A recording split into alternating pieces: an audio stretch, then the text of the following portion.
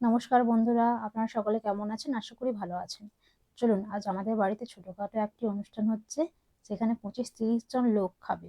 তাই আজ মা কাকিমা রান্না বন্ধ, আমাদের বাড়িতে পূজারি এসেছে। পূজারি অনেকগুলি রান্না করেছে, তার মধ্যে একটা রেসিপি হচ্ছে চিংড়ি মাছের মালাইকারি।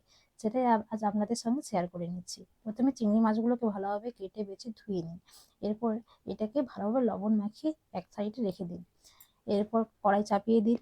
কড়াইয়ের মধ্যে সামান্য পরিমাণ তেল, গোটা কিছু মশলা দিয়ে একে একে এর মধ্যে পেঁয়াজ, আদা, রসুন দিয়ে ভালোভাবে নাড়াচাড়া করুন। হলুদ, লবণ, লঙ্কা দিয়ে ভালোভাবে মশলাটা কষাতে থাকেন। দেখবেন মশলা থেকে তেল ছেড়ে এসছে। আপনারা কোথা থেকে আমার এই ভিডিওটা দেখছেন প্লিজ কমেন্ট করে জানাবেন। আর আমার চ্যানেলে যদি আপনারা নতুন হয়ে থাকেন তাহলে প্লিজ চ্যানেলটিকে আপনারা সাবস্ক্রাইব করে যাবেন। আগে থেকে লবণ মেখে রাখা চিংড়ি মাছগুলোকে এরপর আপনারা কড়াইয়ের মধ্যে দিয়ে দেবেন।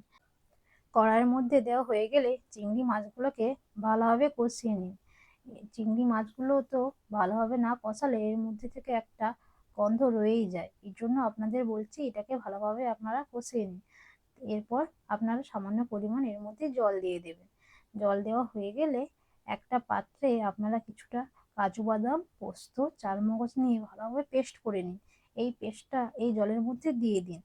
এরপর আপনারা নাড়াচাড়া করতে থাকুন। নাড়াচাড়া করতে করতে দেখবেন এর থেকে একটা সামান্য পরিমাণ তেল ছেড়ে গেছে।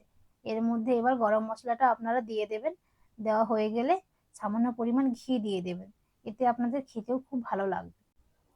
এই চিংড়ি মাছের রান্নাটা সম্পূর্ণ পূজারীদের হাতের রান্নার মতো হয়েছে। আমাদের বাড়ির সকলেই খেয়ে খুব প্রশংসা করেছে। আমাদের মা কাকিমাদের হাতের রান্না অন্যরকম, আর পূজারীদের হাতের রান্না তো অন্যরকমই হয়।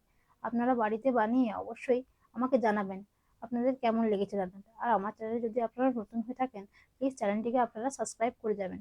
নমস্কার।